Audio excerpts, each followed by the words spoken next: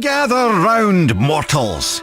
For the first time, hear the tale of young Atreus' maiden trip into the perilous Norse wilds, where malice and danger abound. Attempting to help a vulnerable creature, the boy wandered out beyond his protected woods alone. But I can't tell the whole story here, can I? You'll have to step inside.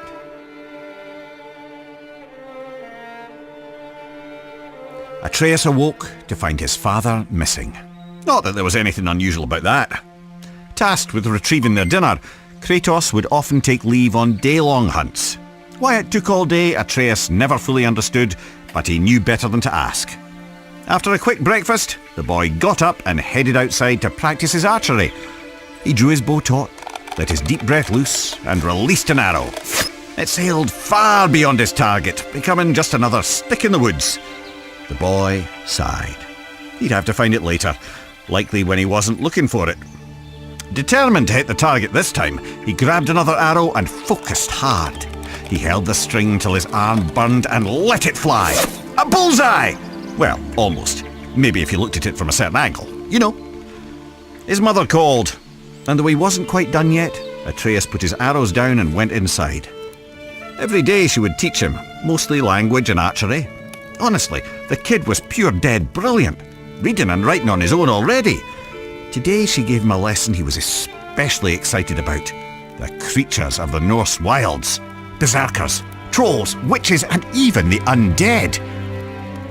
After answering her son's many questions, Atreus' mother sent him back out. He fired a few arrows, missing with most of them.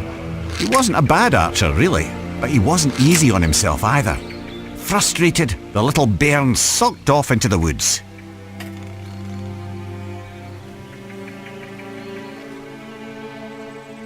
Don't sulk yourselves. Follow the boy to the next area.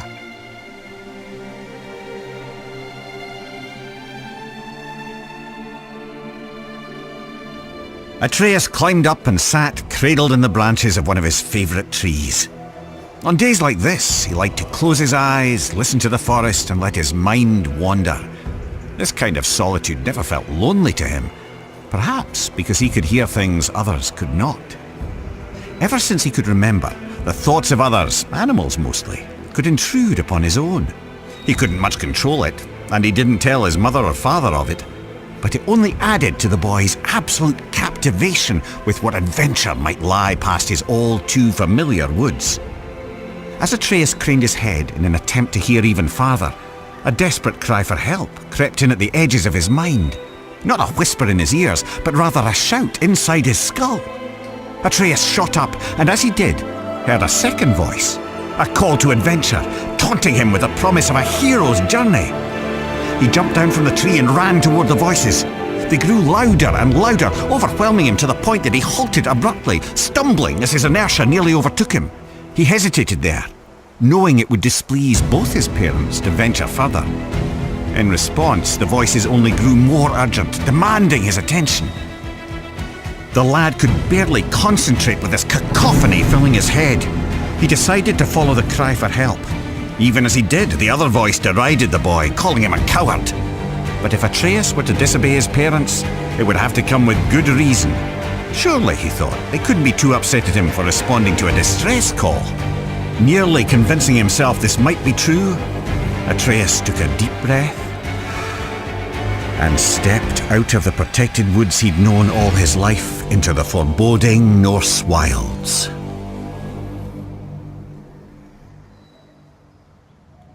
Delve deeper into the woods. Unless, of course, you're too frightened.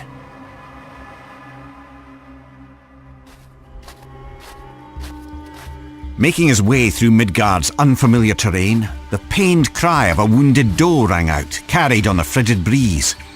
After attempting to study the patterns of nearby tree roots to use as a guide back home, he set off in the direction of the injured animal. He imagined himself as the gods from his mother's stories, travelling to distant realms on the great tree Yggdrasil. He was brave Tyr, mapping the unknown for the good of all the realms. He was the mighty Ullr, on a hunt for honour and glory. He was lost, completely and hopelessly so. The woods now seemed to be a repeating maze of trees and jagged boulders. His growing panic was interrupted by sharp screams of agonizing pain. The wounded animal was near and in true peril. Forgetting his own dilemma, Atreus shot toward the cries of the beast.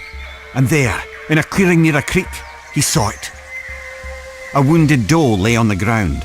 The matted, blood-stained fur on its chest heaved up and down as it struggled to breathe. An arrow jutted out of its neck. But what hunter would seek an innocent doe and fail to finish it off? The animal looked Atreus straight in the eye. Its pained grunts eased now as its pupils contracted. The one he had called had come. "You're safe now. I'm here," Atreus said, clumsily attempting to comfort the poor soul. "You can let go." The doe's strained breath became shallower. It took one final gulp of air in and ceased to move. Atreus laid his hands on the doe's heart and softly recited Norse death rites, inspired by his mother's teachings. The boy sighed, and his eyes drifted upward. As they did, he noticed there was far too much blood on the ground for a simple arrow wound. The red stains in the snow trailed off into the deeper brush. Atreus jumped to his feet to follow it.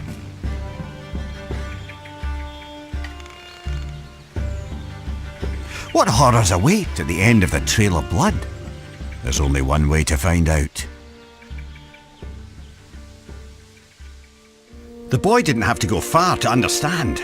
The trail of blood didn't belong to the doe, but to the hunter, who now lay in pieces at Atreus' feet. The boy's stomach rolled as he took in the scene.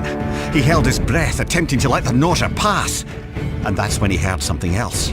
Something hidden by the dark forest, mere steps away and still breathing. He turned to see two creatures from his mother's stories. Heaving, vile, undead monsters of pure rage. Draugr. Atreus' eyes grew wide as they met the empty sockets where the Draugr's eyes were supposed to be. The larger one roared, then it charged. The boy went for his quiver. He found an arrow, but lost his footing. Crashing to the ground, the Draugr rushed ever closer. The larger one plucked Atreus from the ground. The monster bellowed, spraying rotten teeth and flaps of decaying gums. Its half-tongue flailed blindly like the death throes of a headless snake. It was disgusting.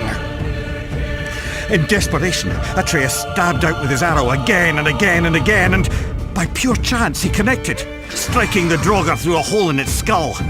The monster dropped him as he continued to scream and stab. The boy was lucky, but there was no time to celebrate.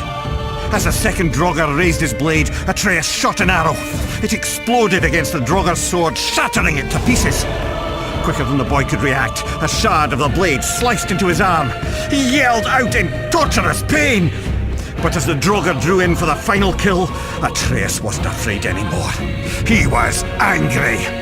The blinding pain turned to white-hot rage as his ears pounded. His vision glazed to pure red. As the creature bellowed with fury, so did Atreus. Two warriors with nothing left but anger and pain. The last thing the boy saw before the world went black was a ghostly white hand grabbing the Draugr by its throat. A small, quiet question escaped Atreus' lips before he fell unconscious. Father?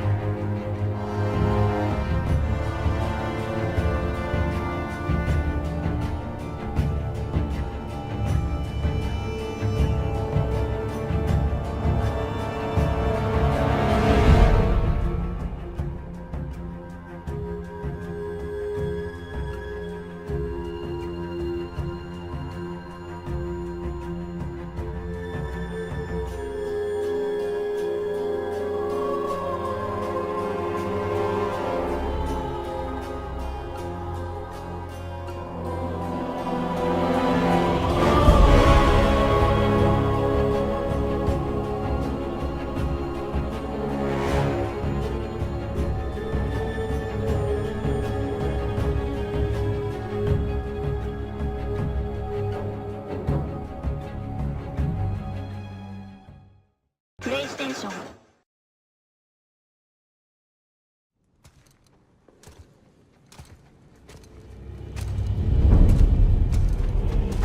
Hold.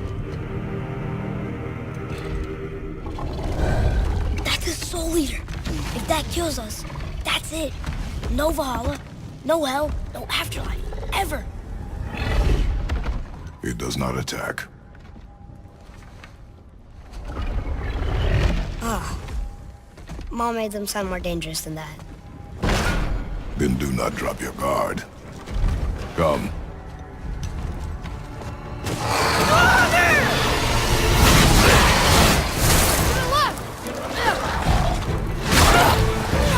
Take that! Get back! Nice!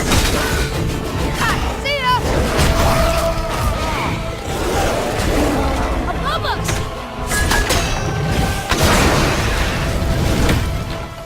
Wow! Amazing! Follow me. Yes, sir!